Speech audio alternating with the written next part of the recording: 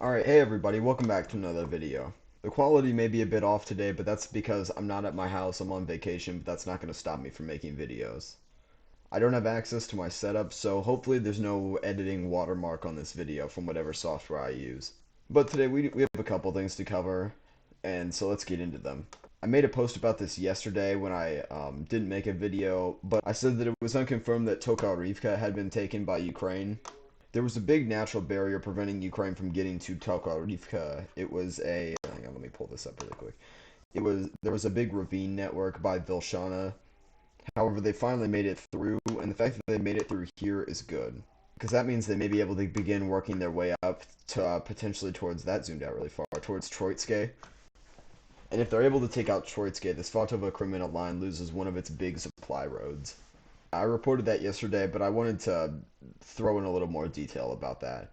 And it kind of justifies the claim that Ukraine has on Tavydiv, even though it's not 100% confirmed yet. Because it would make sense if the line looks something more like this after they've controlled Tokarivka.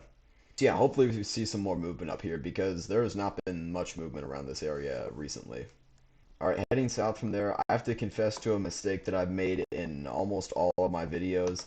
I always label Novoselivske as Ukrainian controlled, but however today there was footage coming out of Russians fleeing from the city. So basically the whole time this settlement had been under Russian control, but the ISW map always said that it was under Ukrainian control. So that's just what I labeled it. But this is one of Russia's main fortified positions protecting Kuzymivka, because now that Ukraine has control over Novoselivske, they have access to the heights over Kuzymivka.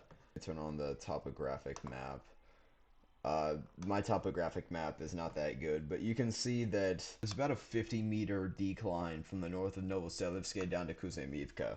So that gives Ukrainian artillery good positions to fire on Kuzymivka, and overall it's just starting to not look that good for Kuzymivka, even though I've said that in like every video I've made in the past week.